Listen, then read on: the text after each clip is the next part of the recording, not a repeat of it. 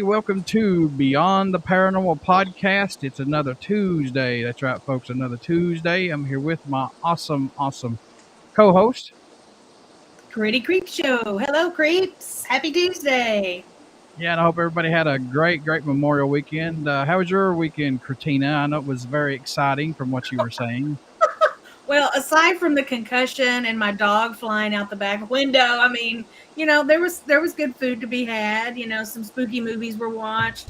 All is well in the universe. What about yours, Bubba? Same old, relaxed. Try to catch up on some sleep. Got some interviews done, editing, stuff like that. So, Michael, you outside? Because I can hear that phone really loud over here. I'm sorry. Yeah. That's okay. That's all right. There you go. We'll introduce Michael here in just a few minutes. Folks, please get out and subscribe to our YouTube page. It's very simple. Just go and check out Beyond the Paranormal podcast. Very simple. Subscribe, and we would tremendously appreciate it because we have a lot of great guests, and we have a lot of fun on here too. So, yeah. So tonight's guest is going to be Mr. Michael Cook. He is a cryptozoologist, author, and he's from the travel channels These Woods Are Haunted. And Michael, welcome to the podcast. And how you doing, good sir? Oh, I'm awesome. How's everybody not? Doing groovy. Feeling great. These Woods Are Haunted. That's one of my favorite shows. Actually, I binged it just a couple weeks ago. So I'm super excited you're here, Michael. And what did you think about our episode? I don't know if I remember specifically your episode. I'd have to go back and look. And that's maybe something we can get into here. Was the episode that you all had on there? Where did it happen? I can't remember exactly where it happened at. It happened in Berea, Kentucky, a place called the Pinnacles, or as we affectionately call it, the Research Area P3. Happened on October 6, 2018. Actually, I do remember that episode because it was at the Pinnacles, and I've been hiking there several times. That's a pretty big place. Indeed, it's a very big place. We started researching that area back in 2015. Glenn Mink and myself, he's a researcher out of Georgetown, Kentucky, and we started researching there in 2015 and had a encounter with two as a visual encounter that day. And when we saw the one, the other one was standing right beside of it. We didn't see it at first. Well, I didn't see it. And Glenn, I said, "Are you seeing this?" And he said, "Which one are you looking at?" And I said, "What are you talking about?" And he said, "Look to your left. It's right." And standing right beside of it was another one towering right over it. That encounter was a very special encounter. We stood there looking at these creatures for a few minutes, and then they backed up, and it's almost like they just blended in so well they disappeared into the foliage, and we never saw them again after that. But we went back 2 weeks later, and we done a recreation of what we saw. Stayed there up until the middle of the night. No moon, no nothing. We're walking out. Glenn is using his flashlight, and I turned mine off. So we're walking out toward the East Pinnacle. Since you've been up there, you know what I'm talking about. Yeah. And there's a big, long stretch of it's a straight trail, and it's flat. It's right on top of the ridge. So we're walking along, and out of the top of my eye, I see a light, and it's the prettiest blue light I've ever seen in my life. And I said, "Glenn, I wonder who that is." And he said, "I don't know," because it looked almost like a LED light on a person's headlight. Right. And I said, when we get up there, I'm gonna ask where they got that at, because that it was illuminating the whole ridge. And so we're walking on through there, and the light just starts going straight up into the air. Wow. And no drone, no nothing. It gets real bright, and it just burst in this big bright flash. And I look at Glenn, and I said, "Please tell me you saw that." And because if you didn't, I'm having a stroke, and right. You're never going to pack me out of here. But he saw it as well. So we get up to where the light, flashed and disappeared. And we're standing there trying to figure out what we had actually saw. And this rock the size of a football comes straight over our heads and bounces off trees going down the ridge. And, Glenn tells the story best, because by the time he turned around and said, what in the world was that? I was already halfway down the mountain running. And I was screaming at him, come on, man, we got to go. It's going to get us. And we get down to the bottom of the trail where you can go to the east pinnacle straight ahead, or you can make a hard right and go straight back down to where the parking lot and all that is. Mm-hmm. And we realized we forgot our trail cam. So we had to go all the way back up that steep part of that mountain. And that's where we got our trail cam at. But on the trail cam, later that night, Glenn sent me pictures, and there were 3 distinctive lights in one of the photos. Oh, And wow. to this day, we haven't figured it out yet. We haven't figured out what those lights are. We've had a few theories, a few people that give us a theory or two, and honest to God, still to this day, because where the camera was pointing, it was pointing to untouched woodlands, 9,000 acres, back into the Daniel Boone National Forest. There was no houses, there were no helicopters, there were no traffic, no highways, freeways, or anything. There were just woods. And to this day, we still don't know what those lights were. So we went back in there several times before 2018, and nothing happened. I mean, a bird, a squirrel, occasional deer would run through.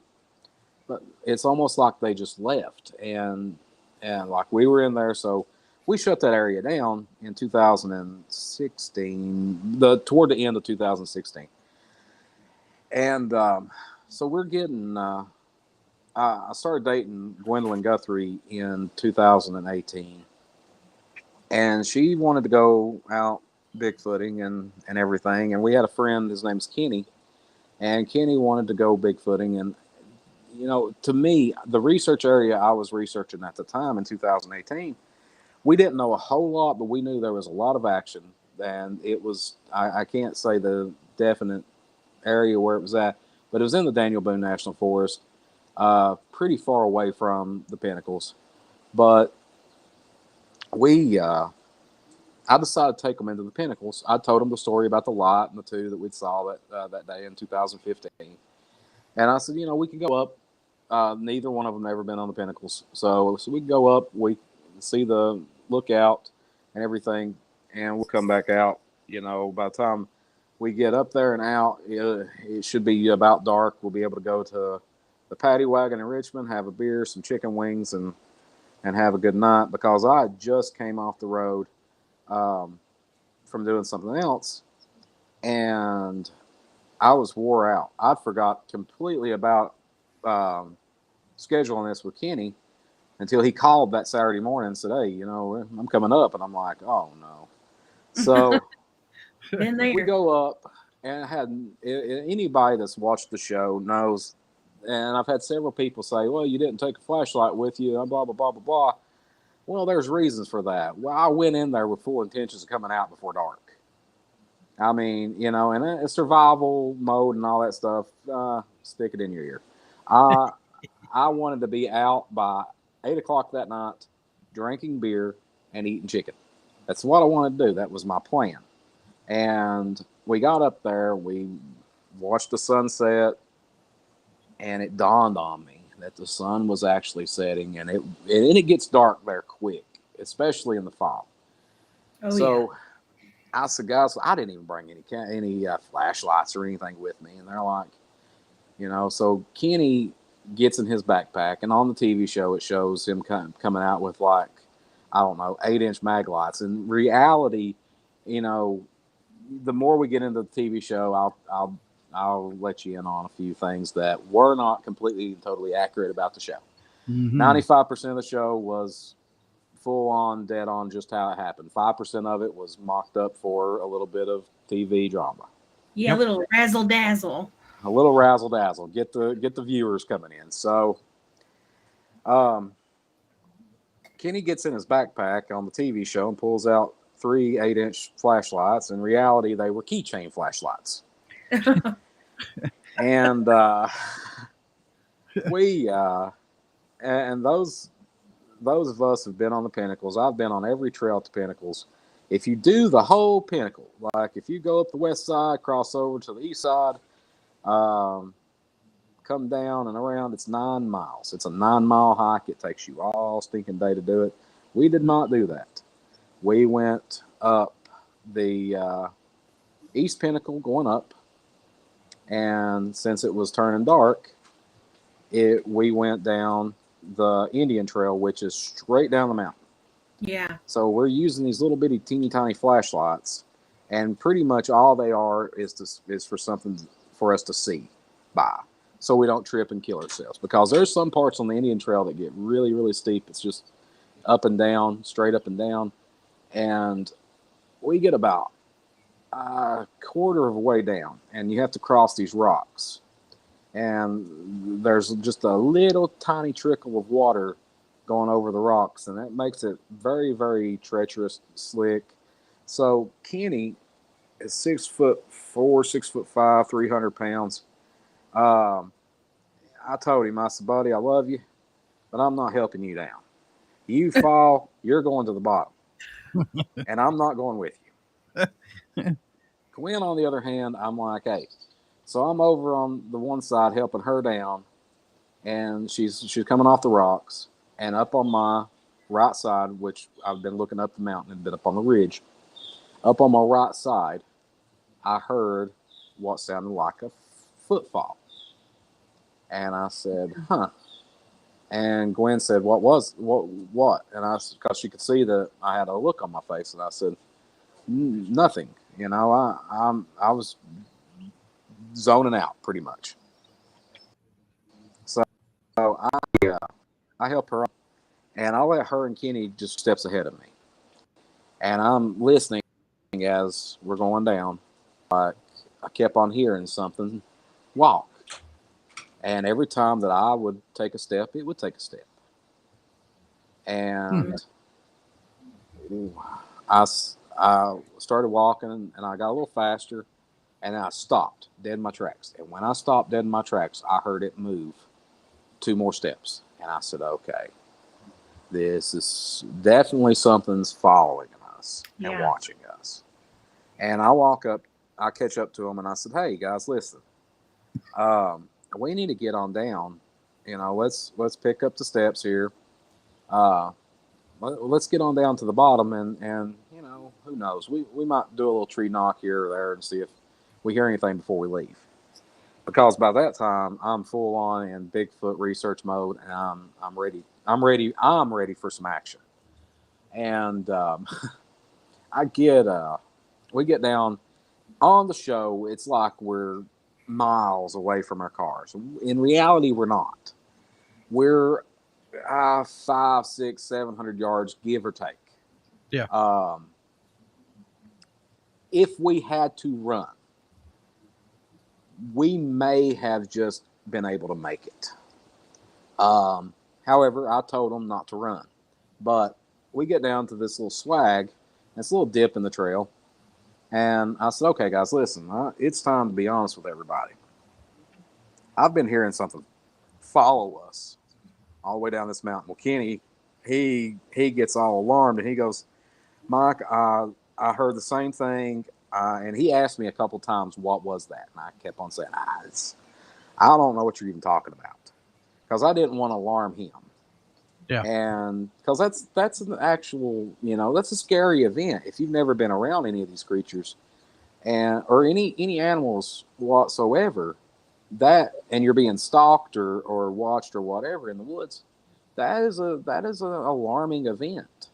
And I didn't want to alarm him to the point of him doing something to hurt himself. Right. And I said, I'm gonna do a tree knock. So on the show, again, back at the show, It shows me knocking on a tree 3 times. I never knocked 3 times. I put my hand to the Bible. I never knocked 3 times, and there's a big reason why I never knocked 3 times. The first time I knocked, when I picked up the stick to hit the tree with, it broke. It was rotted or something in the middle, and when I hit it, it made just enough pop to echo, and it broke. But right when I popped that tree, one knocked right back at me up on the ridge.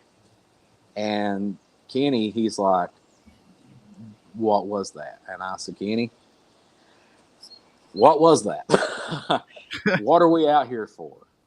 And he said, at that moment, he realized that these things are real. And because there's nothing else in the wood that will do a tree knock besides a human or a Bigfoot. We were the only people in the woods that night. We were the only ones there. There were a couple of different groups up in there hiking that day, but by the time we come out of there and got to where this all happened at, they were gone. And there was no way anybody else was in there.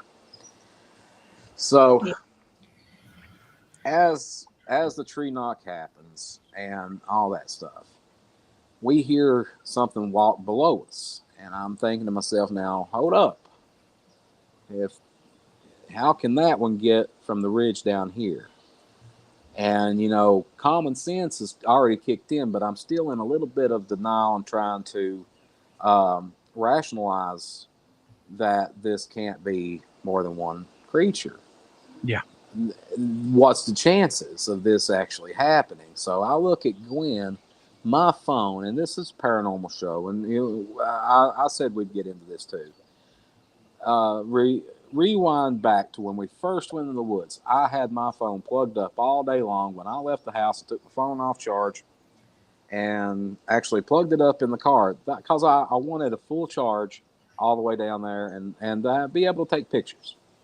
By the time we made it to the first break point to where we rested going up, I pulled my phone out because I have a kid and I wanted to make sure he hadn't texted me or anything.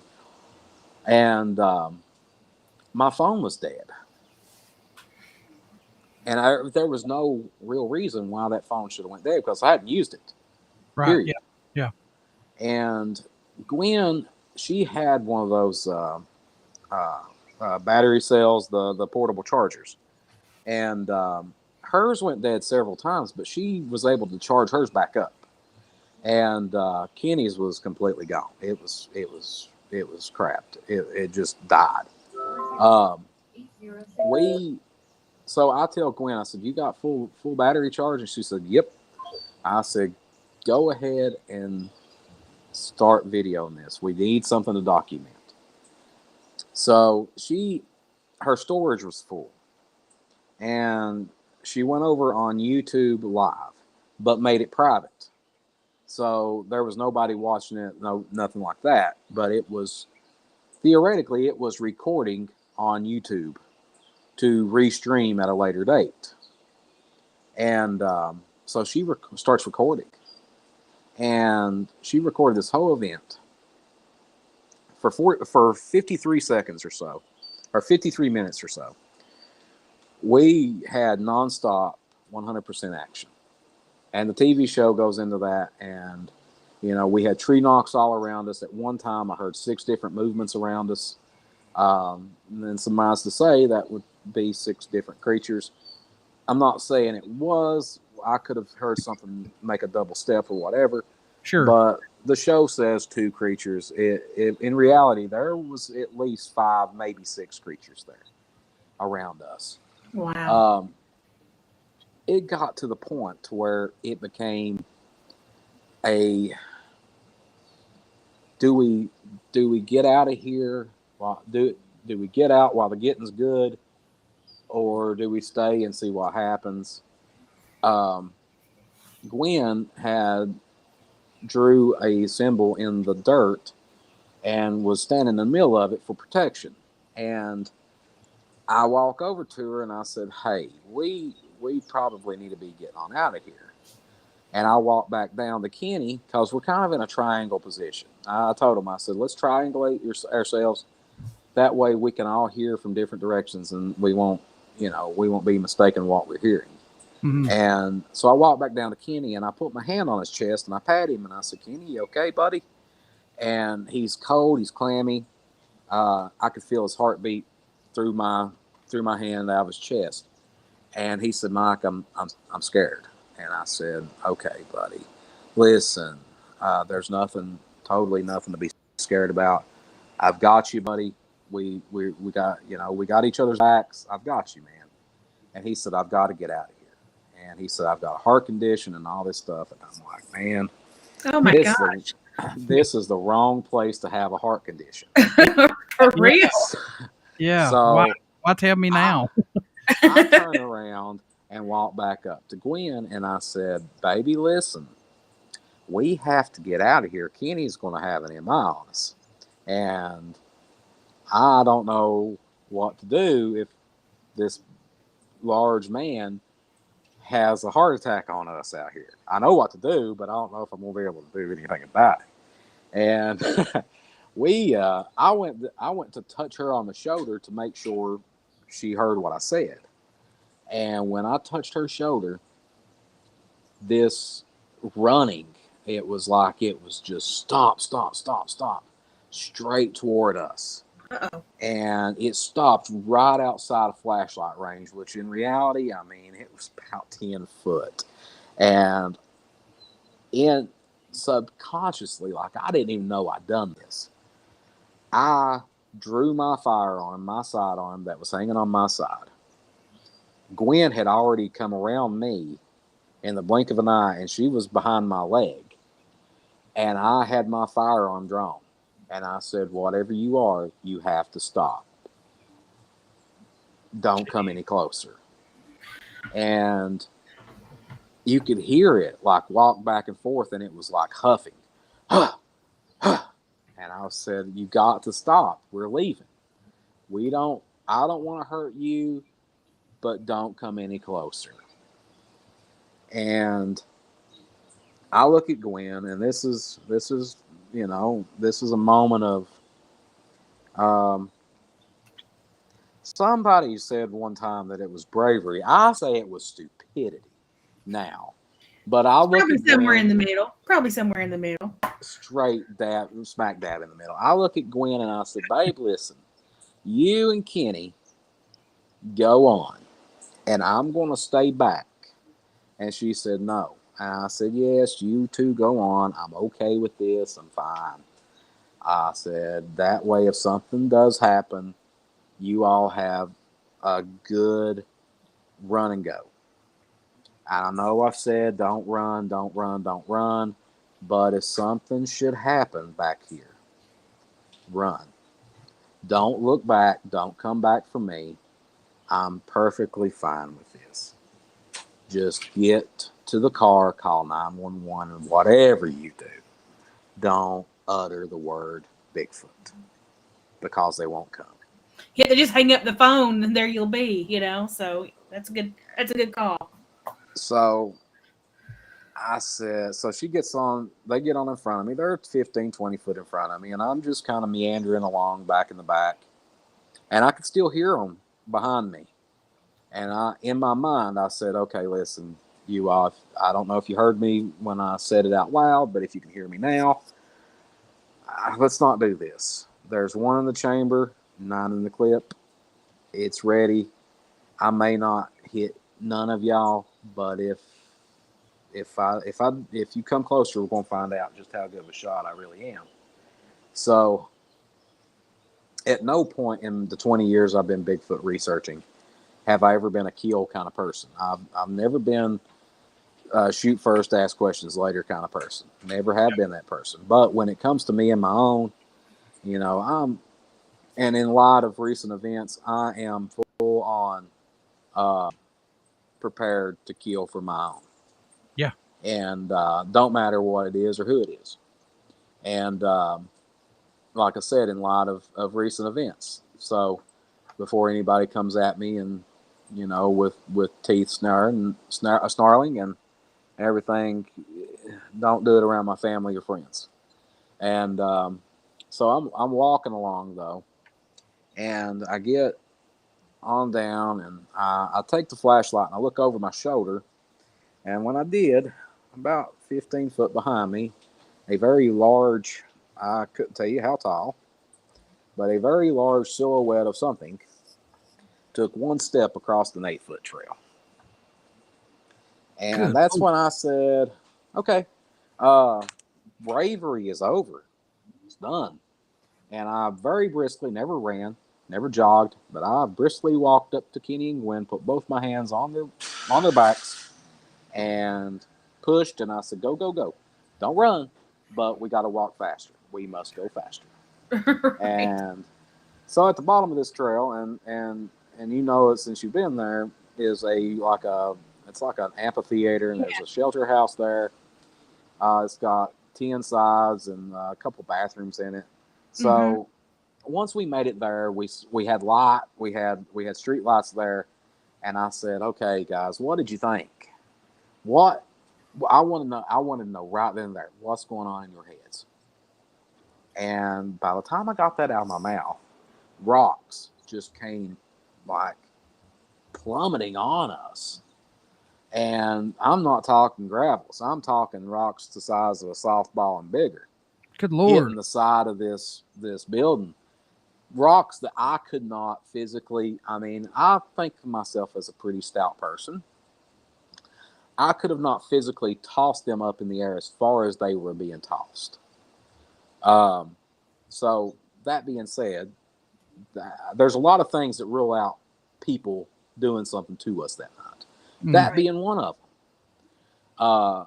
These rocks, 5, 6, 7 pound rocks being thrown way up in the air and just plummeting down on this building. So we get on down to where the car is, and at this time I'm completely done with it. I said, okay, and Gwen's like, is this normal? And I said, no. In 20 years of researching, I have never had anything like this happen to me. I've never been, I wouldn't say that I was afraid of these creatures. I was afraid of something happening to someone I care about, being Kenny or Gwen. And because I put them both in that situation. And so we're standing there, and I said, okay, Kenny, are you okay? We made sure Kenny was okay. And from nowhere, guys, these vocalizations started. And it started on the ridge closest to us and went all the way up to the top of the mountain. And it was going whoop all the way up through there. And it was almost and that like echoed pretty good. That would echo pretty good in that area too. So I imagine that was pretty intimidating. Well, what got me was they started doing that, and we could hear cows down the road just freaking out when they started doing that. Oh, yeah. And coyotes started howling. And it's almost like they just let off the sound off for everything within a 2-mile radius. Let's just go ahead and laugh and cut up and laugh at these people we just scared out of here. Yeah. So you all remember the part about where it was being filmed. So it's on YouTube Live, still streaming, 53 minutes.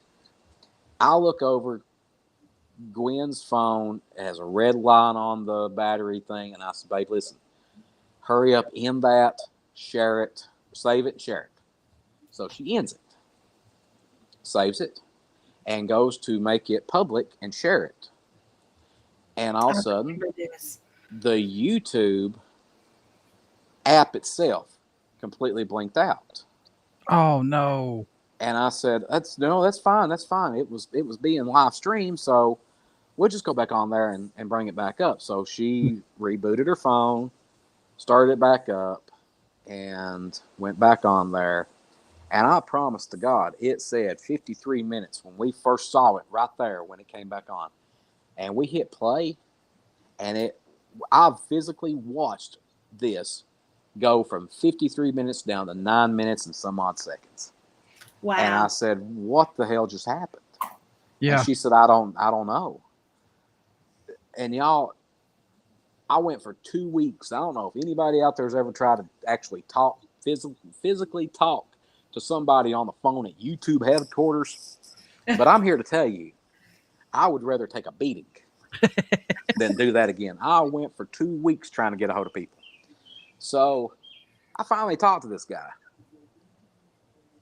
He's a really nice guy. He goes, I said, okay. He said, what's the problem? I said, okay, on October 6th at 10 something p.m. to 11 something p.m., we were doing a YouTube live. We went to save it, went to share it, and it took 53 minutes from us and down to 9 minutes. I need to see if you find it, because I've always heard when it's on the internet, that's it. It's permanent. It's never going anywhere. Once you put it on the internet, you can't get rid of it, no matter what. It's in a file somewhere. It's on a server somewhere. It's there. Yeah. So remember that, kids, and Snapchat. So I said, where's it at? He said, here's the odd thing. So there was nothing. They have a database of every recorded glitch that happens, no matter what time, where we're at, whatever. Every time YouTube glitches, it sends them a code. There was no codes that night from that particular area. Nothing. On their end, it's almost like we never recorded anything past 9 minutes. Jeez. And to this day, I don't understand it. I really don't. Talk about frustrating. Like, all that happens, you've endured all this stuff, and you're thinking, man, this is going to be awesome. We're going to, have this proof, and then poof. Like, oh my God, I would be so pissed. I was very, at the time, I got very upset, and it caused me and Gwen to get an argument, because I told her, you should have never went on YouTube. You should have recorded this, and blardy, blardy, blardy. You should have saved, and they shoulda, woulda, coulda. I mean, it goes back to that. And I apologize later, but it's the same sense, The funny thing about that is when we got in the car, my cell phone lit up. After it'd been dead all night. My phone lights up, and it had 100% charge on it, but it was completely dead. Would not turn on in the woods. Whoa. Jeez. So, there's a ton of unexplained out there, and Yep. I'm not too big of a person or too prideful to ever admit that I can't explain something. And that's what makes Bigfoot research, paranormal research, and so forth and so on, so beautiful and alluring, and just grabs you by the hair and pulls you down and says, you're not going nowhere. I've always said the Bigfoot community, and you all could probably say that about the paranormal community, it's like the Hotel California. You can check out anytime you want to, but you ain't never, ever going to leave. It's for sure. It's a lifelong commitment. Dude, you I've said this a million times. I'm glad you hit on that, Michael.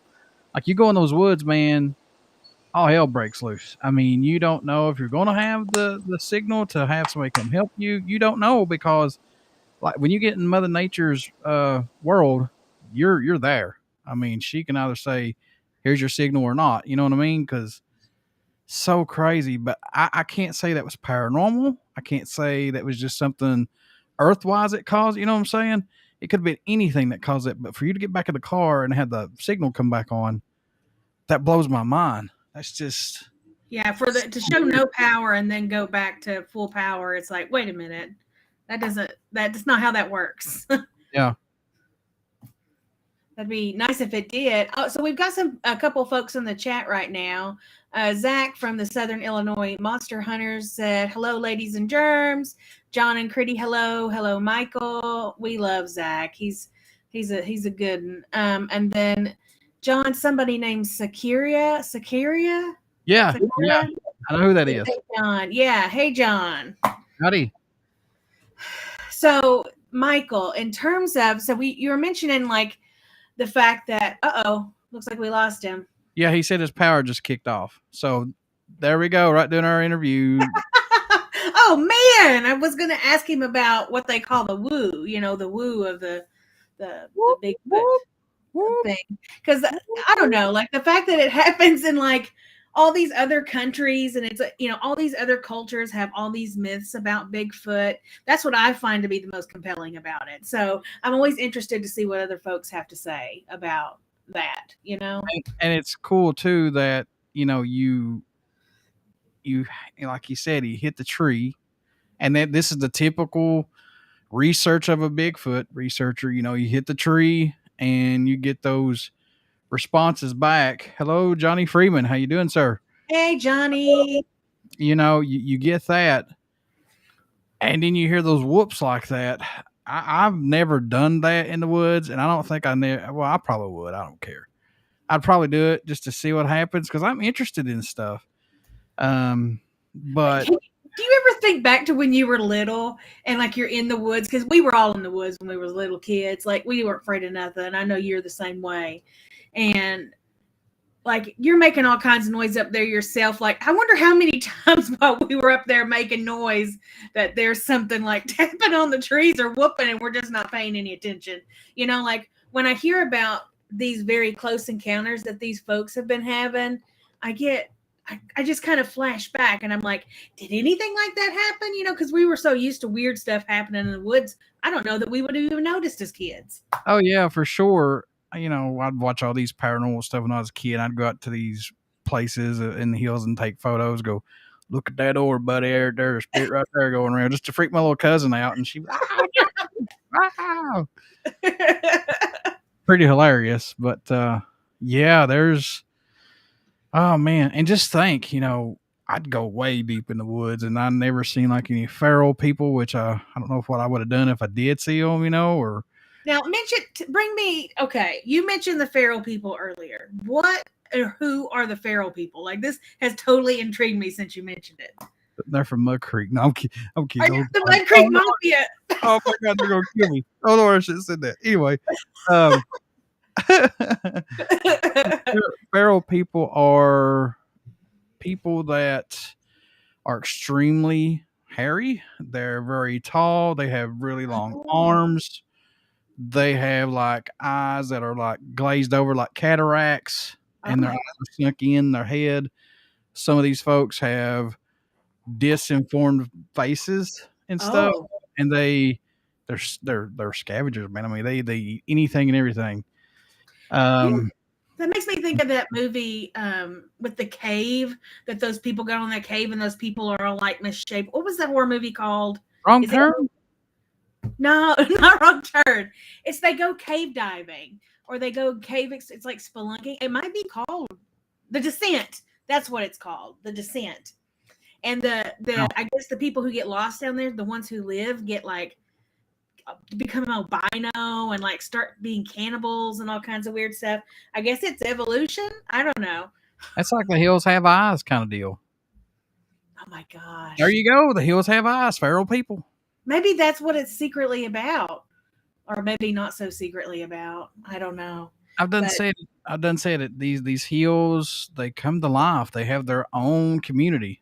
It's their own ecosystem. I should say it's their own world.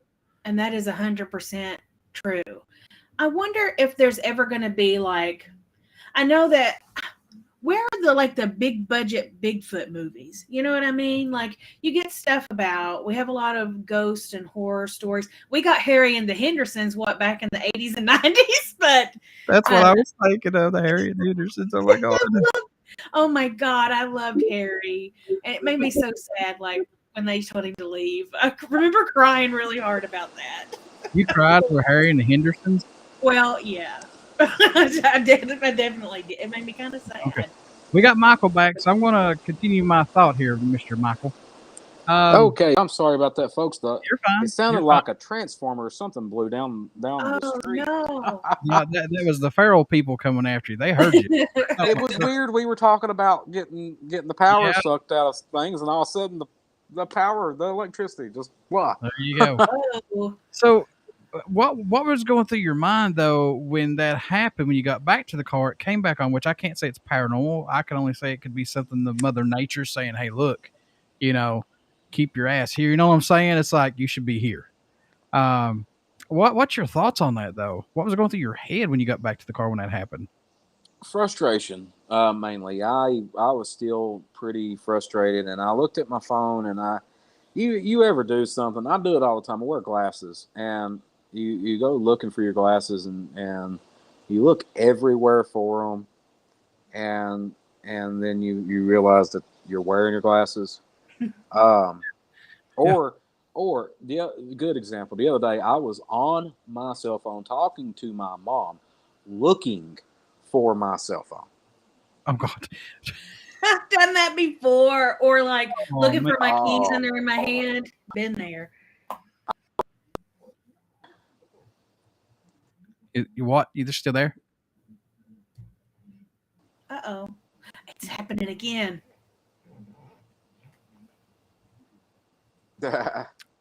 You there, Michael? I'm here.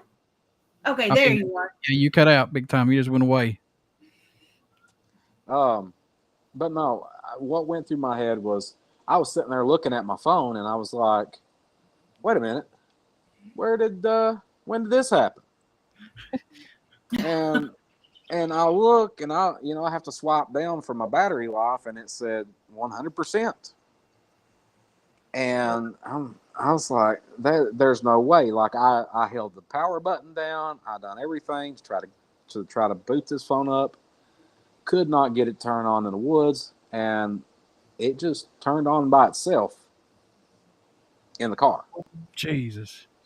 So once it really dawned on me that that's what happened, I said, "Oh."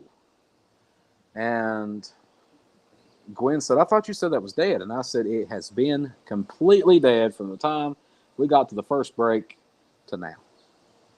Well, something weird's going on. Unless you made somebody mad at the phone company, something Yeah. weird was happening for sure. I Oh, don't I don't know. I can't explain any of that. Just we went back up there a few weeks later, just Gwen and I, and straight up, I seen something she commented on the other day on thing on Facebook, and they asked if anything had ever happened after that, and she was 100% honest, and she said we went back a few weeks later, and nothing. It was like somebody turned off the light switch. yep. There was nothing. It was eerily quiet there. There was no birds. There was no nothing there. It's like And it was, paranormal. Go ahead. I'm sorry. well, that whole area, once you research that area, and you heard me call one trail the Indian Trail, and there's a lot of Native American stuff that goes on there. Like there was this overlooks a battlefield from the Civil War. It is heavily endowed with Native American history. Um,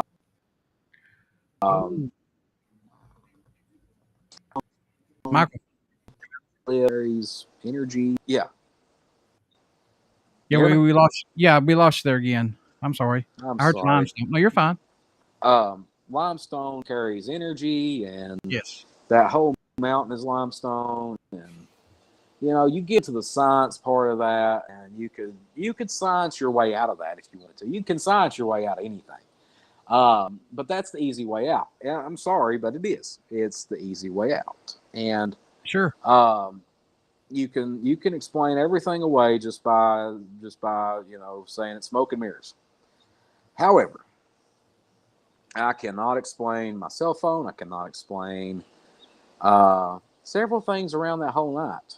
Um, and a few days later, and I said I'd come off the road from doing something else. I was talking already to the Travel Channel about doing a show, not that particular show. And I was talking to my buddy Mike, and we were talking. He goes, we were actually on Skype at the time, and I looked like complete garbage. I was trashed out because you all get the paranormal hangovers. We get the Bigfoot hangovers. Yeah. And I think I had a double dose of both that night. So Possibility. I was extremely done with everything and everybody 3 days later. And, you know, Mike and I are talking about some stuff, and he goes, "Are you okay?" And I said, "What do you mean?" He goes, "You look like shit, man." And I said, "To be honest with you, I haven't slept great. Something happened 3 nights ago, and it wasn't really, you know, I say stuff like it's normal, but it's not." And I said, "You know, we got surrounded by 6 Bigfoot the other night. And I almost had Kenny have a heart attack. Gwen was freaking out. I was freaking out." And, you know, I'll look at the camera and Mike is just in awe. And he's like, "How are you saying this so calmly?" I was like, "Oh, I forget that I'm talking to somebody that doesn't do this all the time." So he goes, "Man, we're over a show called Terror in the Woods." And I said, "Okay." And he goes, "Can I give Kenny and Gwen a call and hear their story, their side of the story too?" And I was like, "I don't care." And I said, "Why?" He goes, "Because we might put you all on this show too." And I was like, "Okay." So he calls me back the next day and he goes, "So listen, all 3 of your stories lined up." And I was like, "Oh yeah, it's almost like it happened, right?" I hadn't even talked to Kenny since it happened. I sent him a text to make sure he got home that night. That was it. That was the last time I talked to him. Oh wow. And I told Mike that. I said, "You know, I haven't talked to Kenny. I've talked to Gwen twice in the last 3 days." I said, "What did they say?" He said, "Everything you said, like word for word, everything that happened." I'm like, "Yeah, it's almost like all that crap happened." And he was like, "Did it?" And I'm like, "What do you think? You think we sit down? You think I'm going to take the time to sit down and rehearse all this shit and get it word for word? Dude, I can't even rehearse tying my own shoes, let alone rehearse a story like this." So they fly us out to Philadelphia December that year. We get up there, and anybody's ever filmed a show, I'm just here to tell you something. It's not like filming your little TikTok videos or anything like that. It is nothing like that. It is a pain in the ass. It is a long, drawn out process. We got up. The day started at 6 that morning. We ate breakfast. We went. Um, can you hear me? Yeah, Yeah. gotcha. Can you still? Okay. Yeah. We went to the sound studio in Philadelphia. We're staying in the worst part of Philadelphia. It's where Will Smith got in a fight and his aunt got scared. Said you're feeling the out in Bel Air. That's exactly right. We stay in the worst part of that. Yeah. So we get over to the sound studio about 7 that morning. We film our parts and everything. My part took, I think it took about 9 hours. Jeez. Yeah. So it was just me, producer in front of me, a camera guy behind him, and a sound guy across the curtain from us. So he goes, "Tell us about, you know, your first ever Bigfoot experience." So I went back to 2002 and told him about the event that happened on the riverbank in Harlan, Kentucky. And I tell this whole story. It takes probably about 30 minutes to tell every detail because I figured that's what they would want. And then he goes, "Okay, man, that sounded awesome. So let's start over and tell us again." Oh Now, anybody, I seen Zach Starrick on here a minute ago on the chat. Zach will tell you I am the most easiest going person on this earth. However, my patience, the older I get, the less I have. And I'm here to tell you all, my head hurt so bad that day. And at the end of it, when I was retelling the story for the 10,000th time, it was, I skipped school one day, went fishing. A Bigfoot rode off the hill in front of me. And I was almost in tears. I was completely done with everybody. And he goes, "All right, man, we got everything we need. You know, we're going to get Kenny and Gwen in here and blarty. So we were there for like 13 hours that day. because they only wanted their part of the story that happened the couple months before that, because that's the only thing that's happened to either one of them. And they say, okay, we're coming out with this. We filmed it in December 2018. It's going to be out October around Halloween. Blarty, blarty, blarty.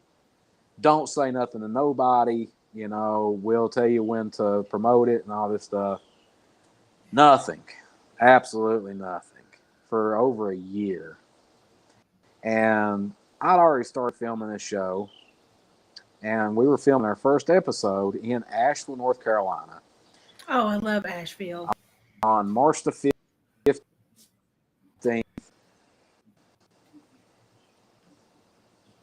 Asheville is my home away from home. I love that place so much. So we're filming this show. And I get this text, and it said, "Hey, Mike, just letting you know we're premiering your episodes tonight." And I said, "Huh." So I said, "Okay." So I call Gwen, and I had already broken up. We broke up in 2019, and I send this girl I was dating a text, and I said, "Hey, if you don't care, go to Travel Channel on Dish and set the DVR to These Woods Are Haunted at this time. Make sure that's the right episode and all this stuff." And she's like, "Okay, you know, is that your episode?" I'm like, "No, it's somebody else's. I don't know." But I didn't think we'd be able to watch it. So it's me and two camera guys, and we're sitting in this Mexican bar in Asheville, and we're eating pork belly tacos. Oh, and man, that's good. Nobody knew who we were at all, which is great. I love it like that. So we're sitting at the bar, drinking beer, eating pork belly tacos, and the bartender, there ain't a whole lot of people in the bar, and the bartender looks at me and goes, "Hey, man, are you all watching TV?" And I was like, "Nah, we're sitting here drinking and bullshitting and everything." Why? And he goes, "Well, I'm going to change the channel. One of my favorite shows has got a new episode coming on tonight." And me and the two camera guys, David and Craig, we look at each other and was like, "There's no way he's going to turn it to NCIS or something like that." And I'll be damned if he didn't turn it to the Travel Channel. And we all three just kind of sat there looking at each other like, yeah, this could turn out really cool or really weird, or both. Yeah. And right before 5 minutes before the show come on, I bet there was 75 people crammed in that bar.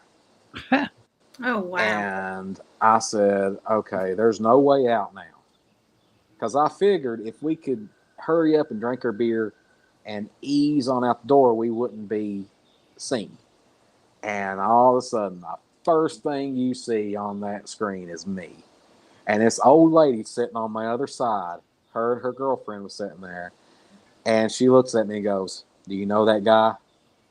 And I look down, and I'm wearing the same shirt I'm wearing on the show. And I'm like, son of a bitch. No, but he's pretty handsome.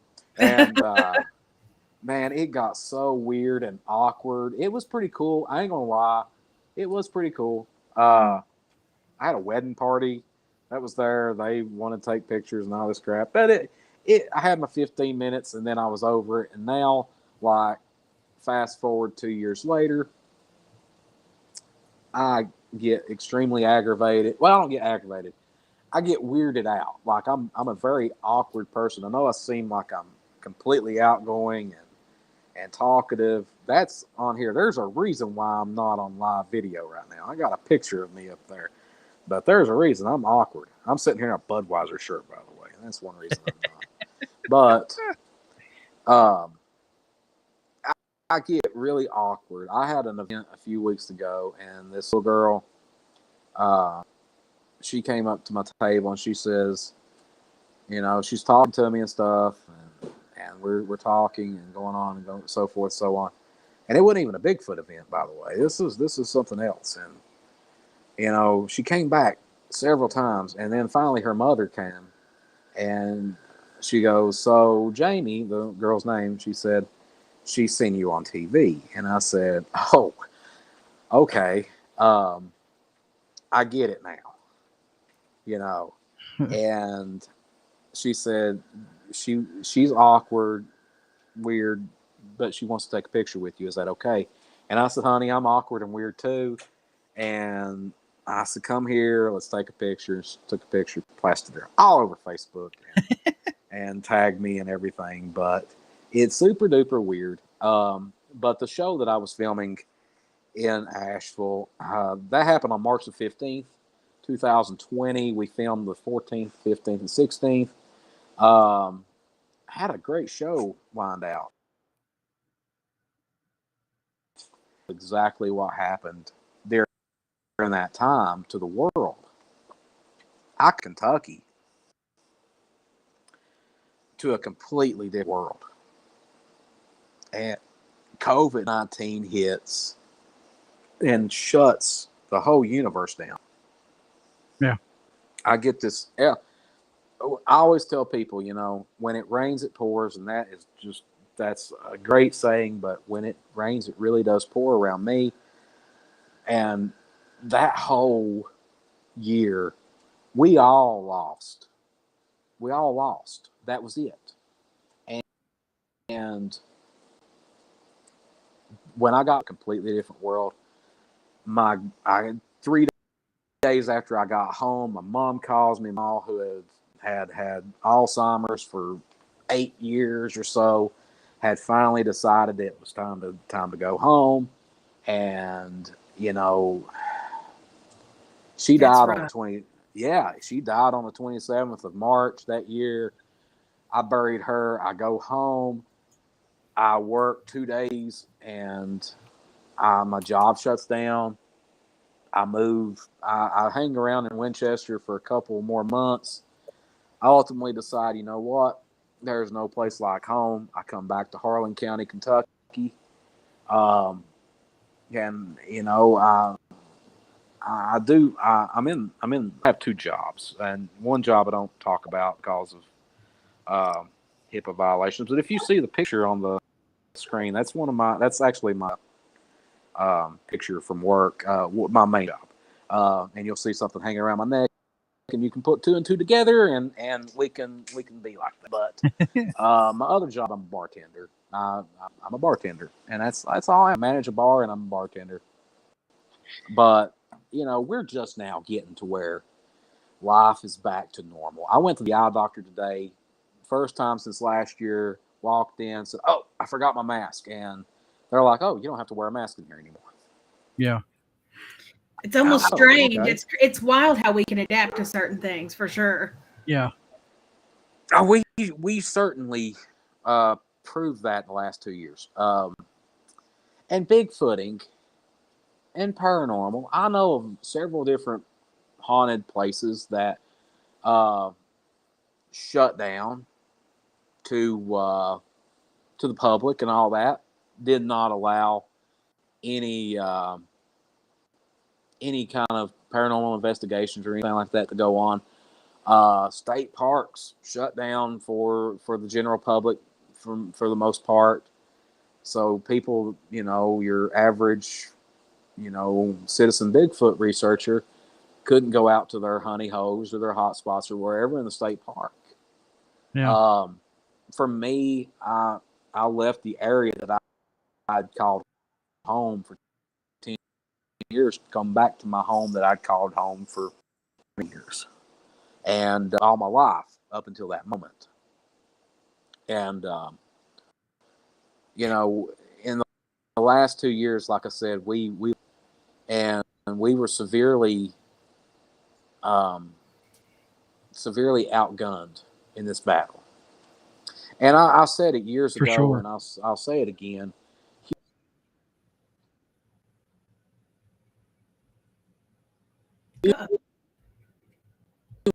Humans, we're not be a natural disaster or anything like that, global warming that will take us out.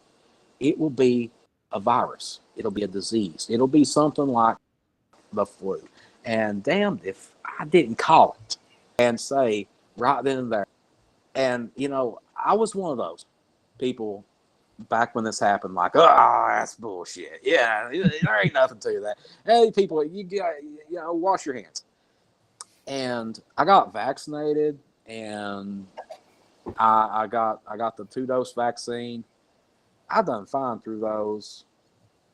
I get COVID back in January, and I want to say that, yeah, I probably didn't get a bad dose of it because of the vaccine, but I truly believe that the COVID, like the flu shot, and I have to learn how to live with it. And but the main thing is get out, wash your hands. You know, don't lick doorknobs. Don't do that. Don't lick any doorknobs, people. It's common sense. A lot of this is common sense, and it goes hand in hand with researching Bigfoot and paranormal. A lot of common sense plays into this. I've been out. I see Daniel Benoit on this chat here, and Daniel, real quick, he's one of my best friends in this world.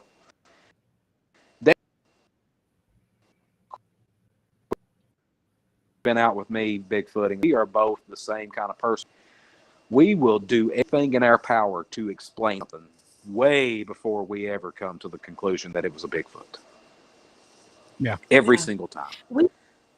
We had an interview not long ago with Daniel, and it was a very good and interesting interview. And then he's been definitely making some comments in the chat. And it looks like, Michael, you're going to be at the Virginia Bigfoot Conference in June? June 18th.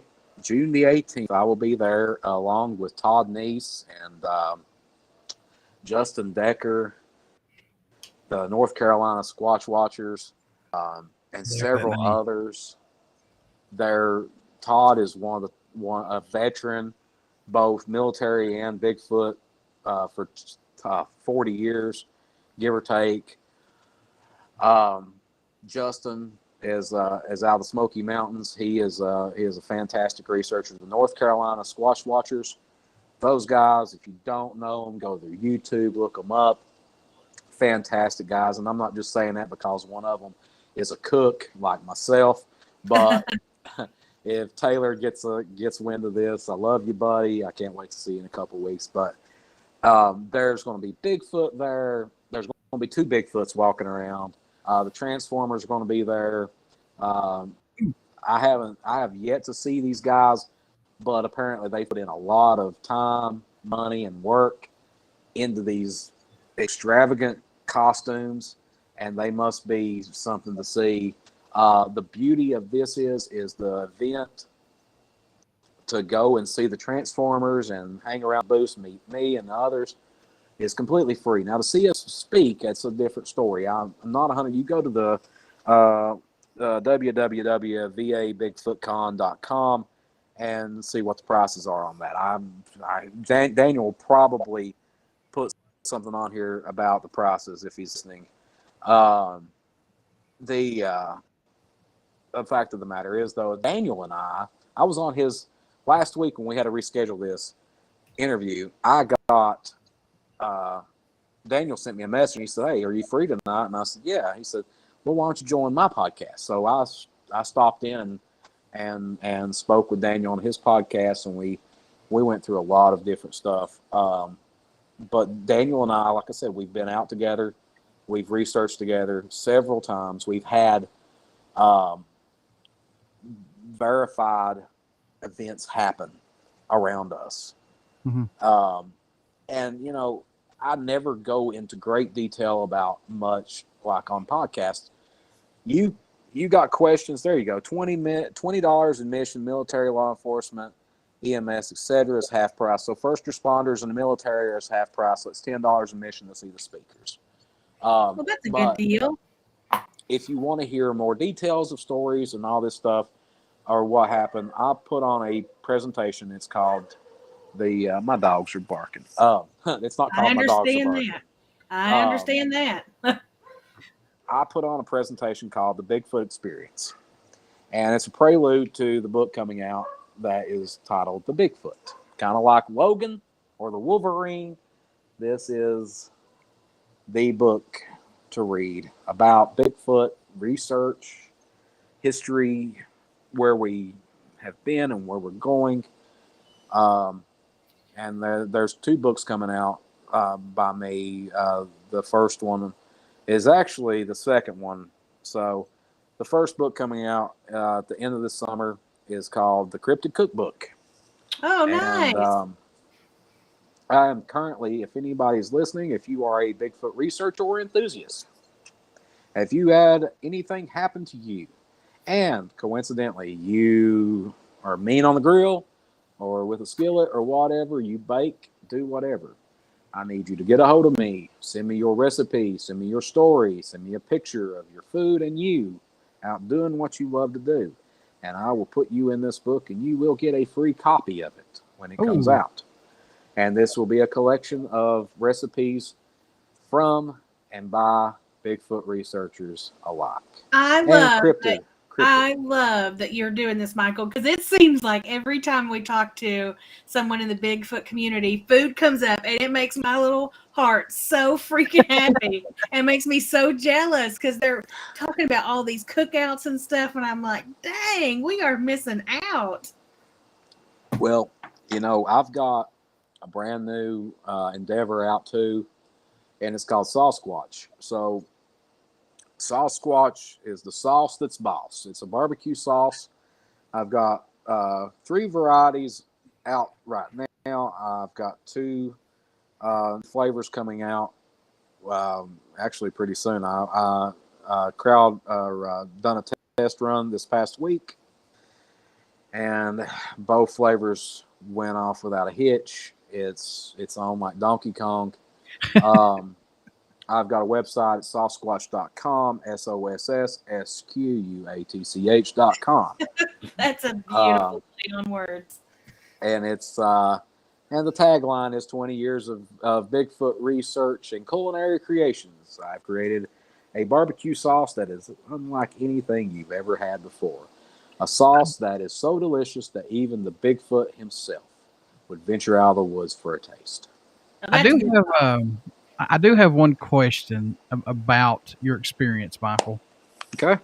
When you saw that Bigfoot cross or whatever it was, cross that road, the road, the path that you guys are going down the mountain, knowing that place has a lot of Native American things going on, plus Civil War stuff, but do you think it could have been a skinwalker? Possibly, maybe. You're not the first person to mention this, and to me, no. I researched out in Montana, and extensively, by the way. It wasn't just a trip or 2. It was extensive research in the state of Montana and western Montana. Mm-hmm. And I talked to several different Native American tribes members, and they talked about skinwalkers and so forth and so on. I don't know, like, I had 2 guys one time. They sent me a message and called me. I actually sent the report over to my friend who does this kind of stuff that's more in depth than I am. But they talked about something that was eerily similar to a Wendigo. Yeah. And what would happen was they were running from this thing, and all of a sudden it was like it was running behind them, and then all of a sudden it was running in front of them, like it was just transporting back and forth. And I said, is there any way there could have been 2 creatures? And he said, no. Both of them said, absolutely not. There's no 2 creatures. And when they got to their truck, they got in and they saw one creature standing in the field, and they described it to be an emaciated Bigfoot, but it had like antlers. Yeah.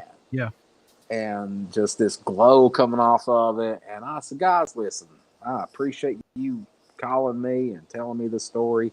However, I am going to send this over to my buddy Brian, and he's going to give you a call.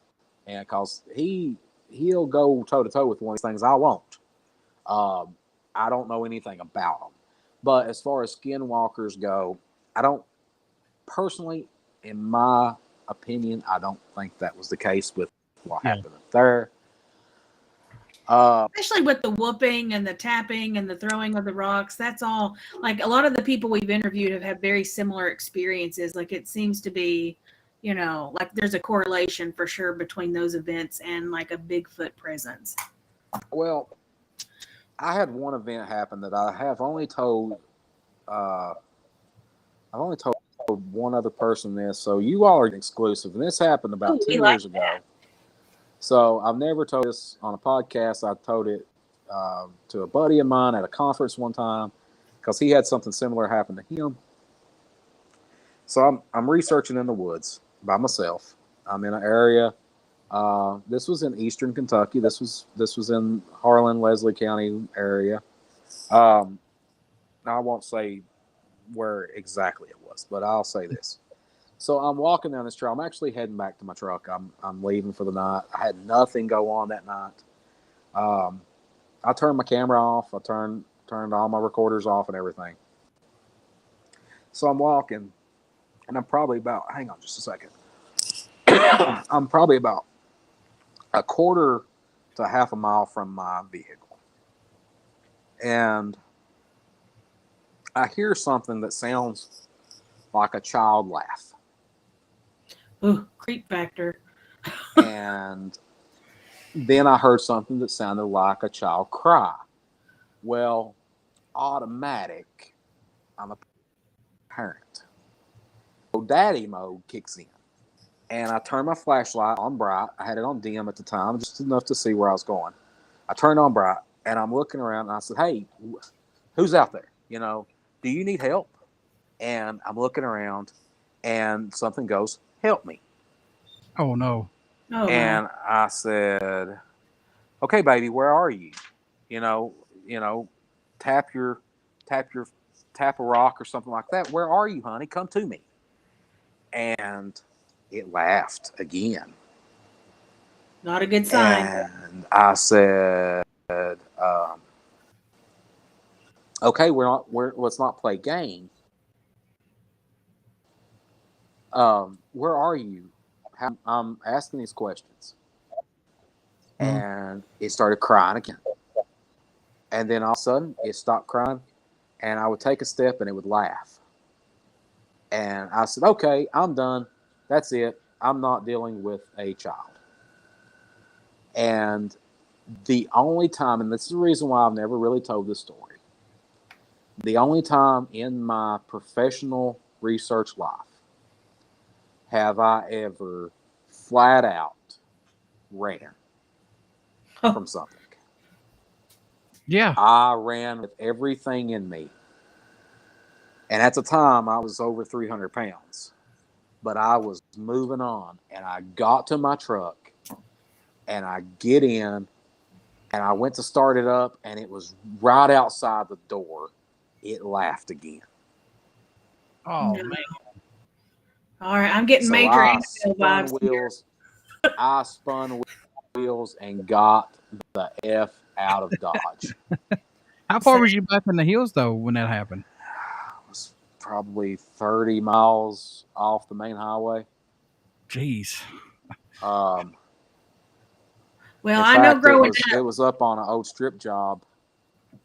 I knew a trail that went off strip job and went over into another town, and it was like a haul road.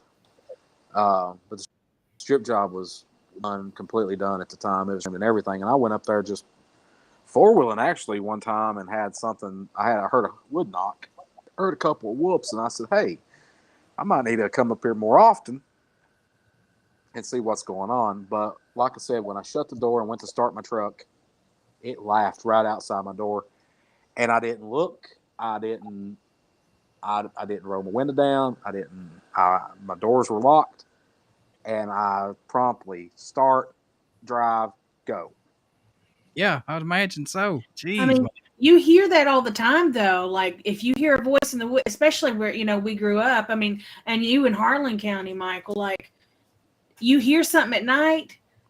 I was always told by, by any elder in my family, if you hear somebody calling you in the night, if you hear somebody speaking to you and you can't see them, do not go looking for them, because you're getting lured out there, and heaven knows what it is. Well, like I Yep. said, I never told anyone this. I told one person that he had something similar happen, not the exact same thing, but he heard a man's voice call him by name out in the woods. Yeah, feral people. There you go. He knew there was nobody else out there. Yeah. Especially somebody out there that knew his name. It'd be different, completely 100% different. If I was out there and somebody said, "Hey, man," it would start, but I accept that more. But for this person, I won't say his name because he's a well-known figure in the world, but we'll just say John. For that man's voice to say, "Hey, John," he said, "There's no possible way that should ever happen." Sure. Yeah. Oh yeah, for sure, man. That's stuff you don't go messing with. That's when you hear you hear it in the woods. They call your name. You don't even recognize it. You don't even acknowledge it. You just go on. You hit hightail out. Well, I'm convinced that's why most people in Eastern Kentucky sleep with a fan, so we don't accidentally hear something we're not supposed to. Oh my God. Yep. I do. I sleep with a fan. My house stays 64 degrees and I put socks on. There's a reason why I put socks on. But there's so many things out there. Daniel, I love you, buddy. You be good. I'll see you in just a few weeks, man. I can't wait. Daniel, we're so glad you were here. Yeah, thanks for tuning in, man. Thanks for everybody for tuning in, for sure. Yeah. The fact of the matter is, like you said, there's things out there in the middle of those woods that, yeah, you think you want to experience it. You think that you know it all until it happens, and you're like, hold up. Yeah. And I brung this up on Daniel's podcast last week, and Daniel's podcast, I'll give a little plug. It's the ECVRO Bigfoot Radio. Great podcast. He has plenty of guests on all the time. He's a good interviewer, great person to carry on a conversation with, and he's like a brother to me. I'll say that. But somebody down here, Brian Urban, says, "How does one become a cryptozoologist?" Well, you got to get accepted into cryptozoology school, and the only school that offers that is the School of Hard Knocks. The School of Hard Wood Knocks. I'm being funny. I'm being a smart ass about that. But in all reality, I don't know how to do this without. I don't know how to say this without offending someone, because it's 2022. Everybody's going to be offended by something. In my opinion, a Bigfoot researcher is someone who has had something happen to them that they cannot explain, and they spend their lives pursuing answers to what happened. Just like paranormal. Just like paranormal, just like UFOlogy.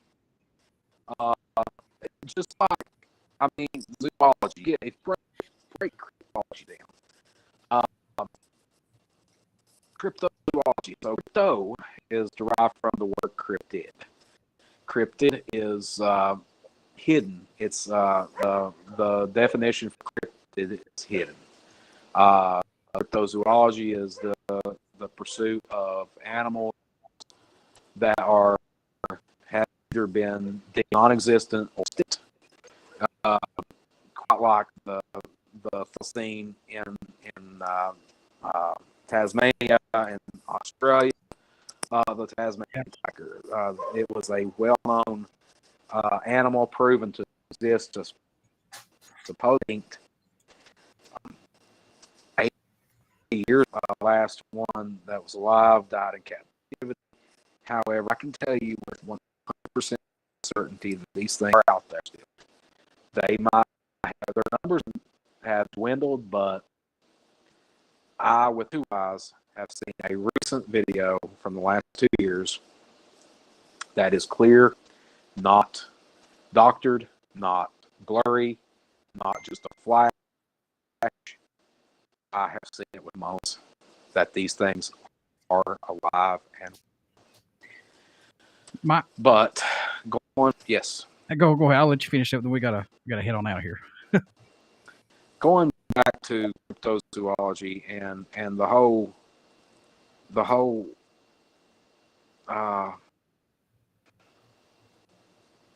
subject of it. And you don't want my truest to God answer. I'm going to size it up and I'll tell you my true answer, and then we'll get out of here. Get with somebody like me. Get with somebody like Daniel. Get with somebody that you know that researches Bigfoot. Aggravate the pure out of them. Make them take you Bigfoot hunting. Get out, research, read books, read magazines. Lyle Blackburn, several books out on the subject of the Beast of Boggy Creek, Momo, and so forth and so on. Very good information. Dr. Jeffrey Meldrum has several books out. Dr. John Bindernagel has books out on it. Roger Patterson does the American Yeti Exist. Fantastic book to read. It predates the Patterson-Gimlin film.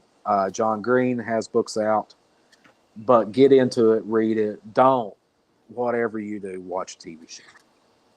Yeah. And pretty soon your book's going to be out too, right, Michael? It's coming out. You've got 2 books coming out. The Cryptic Cookbook will be out by the end of the summer, and the Bigfoot, I keep on saying I'm getting ready to send it to publishing, and I add 20 more pages. So I've got a lot of picking and pulling from it to get out, but the Bigfoot will be out within the next year to 2 years.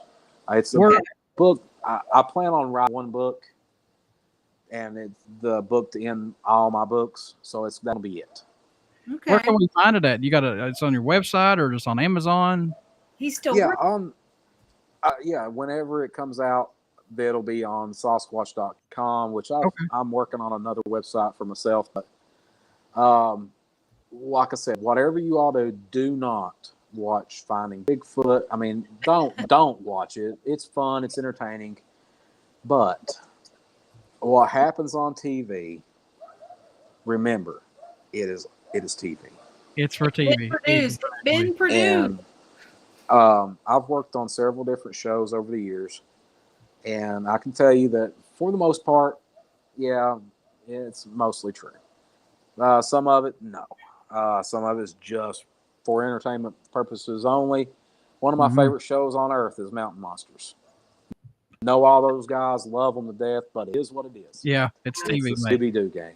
It's TV. And the fact of the matter is, though, here's my true answer now. You want to be a cryptozoologist? Find something else to do. Or they could go to a convention. Go to a convention. They've got one coming up. Daniel's going to be hosting, and Michael's going to be a speaker. Before we exit, I've got the Virginia Bigfoot Conference coming up on June the 18th, and that's in Stanton, Virginia, at the Best Western or the Holiday. Crap. You know what? I don't know. It's up there. Right. There's a link. Yeah. Plus, there's a link. There's a link on the chat here. Then I'm actually doing something pretty cool in July, so I'm completely off the map then. August 27th, 26th, and 27th. The East Tennessee Bigfoot Festival. It's first annual. You'll get to meet me, Rodney Adams. Daniel Benoit will be there. Turtle Man from Call the Wild Man. Is the one in Morristown? That's the one in Morristown. I expect you to I'm going to be there. I'm going to be there. My sister lives in Morristown, so I'm definitely going to be there. We are in Bean Station literally all the time. So after that, the dates to all my appearances are on sawsquatch.com. That's SOSSSQUTCH.com. If you scroll down the homepage, you'll see all my dates that are listed right now. I've got several that I need to add, but those are the most important dates.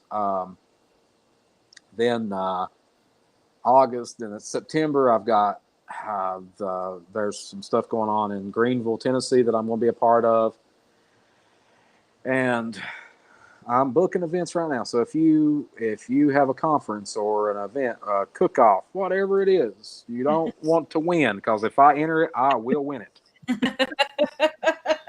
Also, Michael, visit sawsquatch.com for all your sauce needs, your barbecue sauce and hot sauce. All barbecue sauces are derived from Kentucky straight bourbon, with black cherry, peach, and apple being the main three variety flavors, and a maple whiskey hot sauce that's going to slap you like your mama, and then love you like your grandma at the end. Oh, now that's a good way to sell it, Michael. I mean, like, if I ever come up with something, I'm going to come to you and be like, I need some taglines, brother, because you've got some good ones. I have 2 new flavors coming out. One is the Secret 23, and that is not a bourbon-based hot sauce, but anybody that knows pop culture or anything like that, you'll figure it out. I cannot give that name out, but you'll figure it out. It's the Secret 23 barbecue sauce. And then the next in line, which is one I've been doing for years that I'm going to bring to the shelf, is a White Yeti sauce. Oh, there we go. And it is good on anything and everything barbecue. And it's as white as the Yeti of the Himalayas. So you can also catch me on reruns of These Woods Are Haunted, Travel Channel, season 2, episode 5 or 6. And I don't know, have no idea. But Paranormal Call on Camera. There's a guy may or may not do commentary on a video and analyze a video of a supposed alleged Bigfoot. I'm not giving you any spoilers, but just keep an open mind and you'll see my face at the end. I haven't seen it yet. I remember my face at the end of the video that we recorded, and I think I ended it with, who knows. So we'll just say it like that. But like I said, you can find me at the Butcher's Pub in Pineville, Kentucky. Weekdays and weeknights. I will make you a drink. I will bartend for you, and you can share a Bigfoot story with me and pick up Sasquatch the Sauce's Boss right there at the bar. All right, Michael, we want to thank you so much for being our guest tonight on Beyond the Paranormal podcast. Thank you so much, my friend. And everybody, please get out and subscribe to our YouTube channel. It's very quick. Just Beyond the Paranormal podcast and our Facebook page. It's just help us out, folks. Come on, Michael, again. Thank you so much, man. Thank you all for having me. It's been a pleasure. I can't wait to see you all in August. All right. Sir. I'll see you then. Next week, folks, we got Miss Patty Starr coming on the podcast. Hey! I knew Critina was going to love that one even more. So, folks, thank you so much. And Michael, my friend, you're welcome on here anytime you want. Yes. Thank you all. We look forward to getting your cookbook. We look forward to it. Yes, sir. We'll send the pays. See you all, folks. Bye-bye.